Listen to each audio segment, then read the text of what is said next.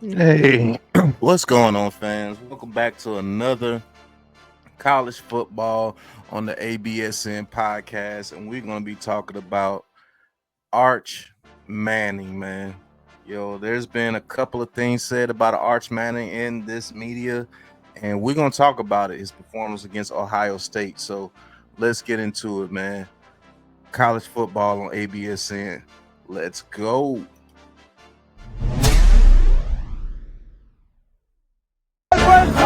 Right now, all we talk about being immortal. So when you in, all for immortal, man. We gon' ride. I'm not we ain't got to go.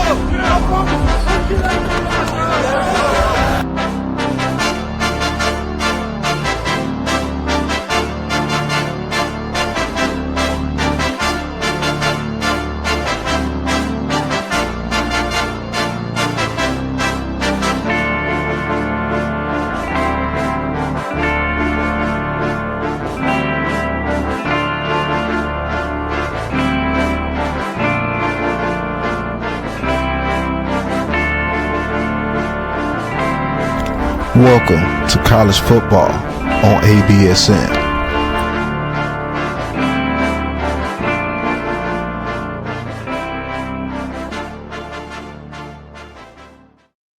All right, man. Welcome back to college football on ABSN. And we're going to be talking about the hot stories going along in college football throughout the year.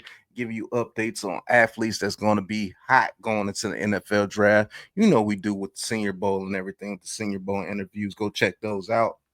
Hey, we interviewed 44 draft picks. So I think we did a pretty good job. But this is the college football podcast on ABSN. We're talking about Arch Manning.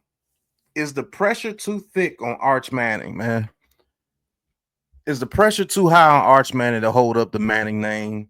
You know, it started out with Archie Manning, and then it went on to Peyton Manning and Eli Manning, and his father, Cooper Manning, didn't get a chance to play in the NFL. He got injured in high school.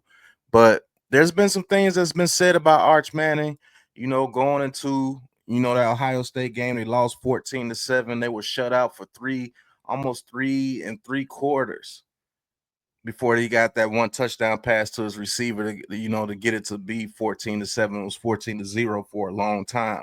And Arch Manning, man, he looked inaccurate. He looked a little skittish.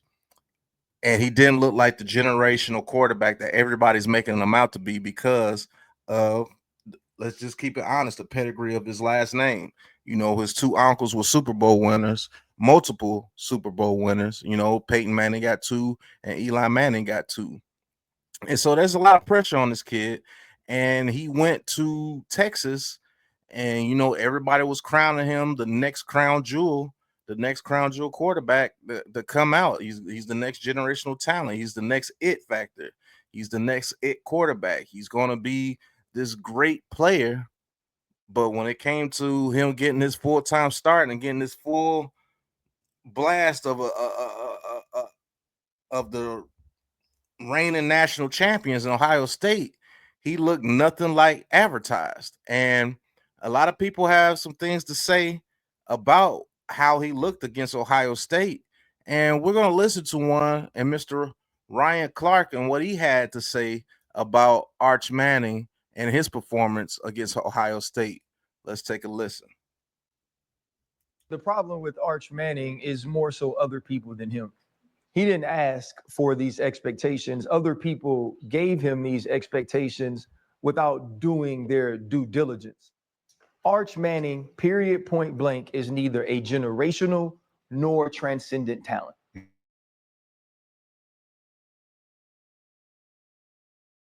Meyer or Bryce Underwood. He's not Trevor Lawrence. He's not Caleb Williams. Those guys were what people felt like were generational, can't miss college quarterbacks, right? College football talents. And they were. Want me to explain to you how they were? Kelly Bryant was the quarterback where Trevor Lawrence got to Clemson. They went to the college football playoff semifinal. Kelly Bryant ended up finishing his career in Missouri because he was replaced in the middle of the year by Trevor Lawrence because he's a transcendent talent. Caleb Williams goes into Oklahoma, and Spencer Rattler, at least at the time, who's the starting quarterback of the New Orleans Saints right now, was the starting quarterback, presumptive #1 overall pick, and Heisman frontrunner. By the middle of the season, he was on the bench too and headed to South Carolina because Caleb Williams is a transcendent talent, a generational talent. Arch Manning sat 2 years behind Quinn Ewers, who was a 7th round pick. And not only did he sit behind him, Quinn got hurt, Arch played, and they put Quinn. Name is Manning. You don't do that for somebody who's going to be the first overall pick, going to win the Heisman as a junior, is going to leave school and be the dude that everybody expects him to be. Here's the other thing. I'm from New Orleans, right? I know what Newman High School football looks like. They don't play anybody. In his last high school game, his team got blown out. People who are going to go on to wear gold jackets and go on to be starters in college right away don't lose in small school football by getting blown out by people who don't have any pros on their team. Bryce Underwood goes to Michigan. He starts the day he walks in because he's a generational, transcendent talent. So here's what we need to do. We got to let Arch be. We got to let Arch go play. I think he's going to be a good football player. For the next 3 games, they play people that they're going to have to pay $2 million to come to Texas and play. And he's going to blow them out. He's going to play really well. And then we're going to get all excited until he goes to Florida, and then we'll see. It was what everybody else was saying about him. And here's the thing that Trevor Lawrence did and Caleb Williams did to prove and let you know who they were. The Bryce Youngs, the CJ Strouds, the Trevors, the Justin Fields, all of them earned their stripes standing next to the other best quarterbacks in the world on the camp circuit. He never went. He never competed. He never stood toe-to-toe with him. He wasn't like CJ Stroud that had to look at Bryce Young and say, I'm about to show you why I should be the Elite 11 MVP. He never did none of those things. So when you stand across from Ohio State, that's the first time you ever looked at some real dudes and said, I got to go compete and win. Hold up. Limitless. Niggas to me can't pinning it. I fought to hear to witness it. Harsh words. Harsh words from Mr. Ryan Clark about Arch Manning. Very harsh words. But even though they are harsh, I do believe he is absolutely correct. I do believe that he's getting a lot of hype because of his last name. And based off what I saw against Ohio State, man, Ryan Clark hit the nail right on the head. He can't run like Lenore Sellers. He can't throw like the elite quarterbacks in college football right now. And when you go back and look at his high school tape, they didn't play anybody. And that's on me. I should have did more due diligence on Arch Manning in high school. He never went to those elite 11 camps and competed against the other elite quarterbacks. He never did that. And I think the lights and I think the Ohio State team got to him. And yes, they're going to be playing some teams that they're supposed to beat up on, and he's going to put up some good stats. And then we'll see when he goes against my Gators. You're going to see exactly what he is when he goes against another SEC opponent. You'll see what he does against the SEC period this year. You know, he didn't have a good start off against Ohio State in the Big Ten. Probably one of the best schools in the nation. Looked absolutely out of place at times. Now, he did make some pretty good throws here or there, but, man, he missed so many simple throws in that game. It was ridiculous. And I do believe Ryan Clark is right on the money with that, man. You know, this kid, he never had to compete against anybody like that until Ohio State. And guess what? The results were not good for Arch Manning. So what about Arch Manning going forward, man? Can he build some confidence going against these teams that he's supposed to beat, so when he gets into SEC play, he can look like the generational talent that everybody's claiming him to be because of his last name? He's right, man. People like Spencer Rattler and Caleb Williams took over for Spencer Rattler. Trevor Lawrence took over for the quarterback that went to the college playoff before then. And guess what? If your last name is Manning and the quarterback before you gets benched and then he comes back in after he gets injured and they put that quarterback back in over you, that does say something. That does say something, because Quinn Ewers, who was a 7th round pick, after he got healthy, they put Quinn Ewers back in over you. That didn't happen to a Caleb Williams. That didn't happen to a Trevor Lawrence. That didn't happen to a lot of other quarterbacks. So I believe Ryan Clark is on the money. He is not out of pocket. Shout out to NYG of Popular Opinion Sports. On the money, out of pocket. Check that out on the NFL on ABSN Sunday mornings. We're going to see about Mr. Arch Manning going into the season, man. Is he the quarterback that everybody says that he is? Is he the quarterback that everybody says that he is, man? You know, man, after that performance against Ohio State, I know it's only one game. I get it. But that performance looked like a quarterback that's not ready, that's not prepared. The lights were too bright. The team was too strong. And he's not on the level of competing at a high level with these other quarterbacks and these other organizations, these other college teams. I don't care how much NIL money that he gets. I don't care about his last name.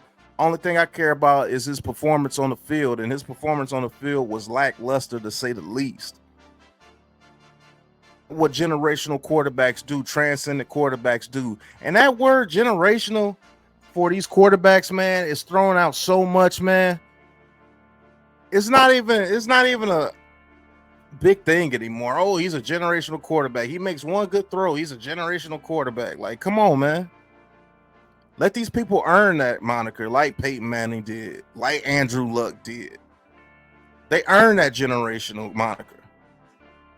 These kids are being named generational before they even take a snap. Do you know this kid was named generational 2 years ago when he first got to Texas? And then when he gets on the field against some real dudes, like Ryan Clark says, he don't look so generational, do he? So we're going to see, man. You got to play against the SEC. You got to play against Florida. You got to play against Tennessee. You got to play against Georgia. You got to play against Alabama, who you should be able to get this year because Florida State put them things on Alabama. And I might talk about that next. Maybe you could beat a team like Missouri. Hell, the way you play, I don't think you could beat Arkansas, Texas A&M, Mississippi State. I don't think you can beat them people. South Carolina with Lenore Sellers, I think you can't beat them right now, but we'll see. We will see, man. This has been college football on the ABSN podcast talking about Arch Manning is Texas in big trouble. We're going to see, man, but I'm rooting for you, Arch. Not rooting against you, not saying anything against you, but I have to agree with what is right. Ryan Clark was right on the money. Straight on the money. Straight like that. But we're going to see if you gain that generational status for real, instead of just being thrown on you because of your last name. And I have to admit, that's a lot of pressure on that kid. But you're being paid for that pressure. You know what I'm saying? You're getting the accolades for that pressure. You're getting the admiration for that pressure. So you got to go out there and perform, man. There's no sympathy for me for Arch Manning. There's not. Go out there, perform, or that Manning last name might have a little asterisk by it. Just gonna keep it real with you, man. But this has been college football on ABSN, the podcast with your boy Big Pat Sports Talk, giving you the hot college updates and news around the college football world. Man, I am excited about this college football season, and we're gonna keep hitting you with the fire. Check out Coach Ed, Amazing Sports. He calls a lot of the college football games. Man, he did Notre Dame versus Miami. He did this very Texas versus Ohio State game. He'll call some Rutgers games here and there, but most of the big games will be right here on the Aboriginal Sports Network. So hit that like button and hit that subscribe button right here for the Aboriginal Sports Network. And shout out to our sponsor, K&P Productions, man. Go check out K&P Productions if you have any production needs for your business, whether you're a content creator or anything, they got you. Whether you need an intro, outro, we even teach a class for you to become an actual content creator to do content such as this. So thank you guys for watching. This is College Football on ABSN, the podcast. And I'm Big Pat Sports Talk, man. And we are out. Peace.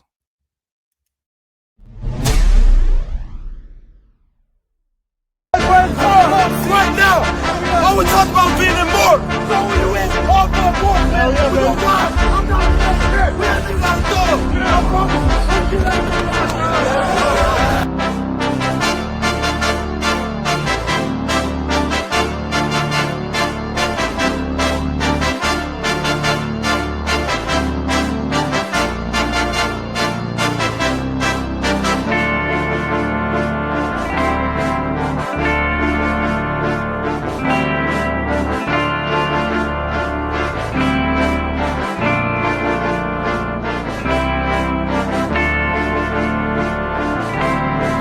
Welcome to College Football on ABSN.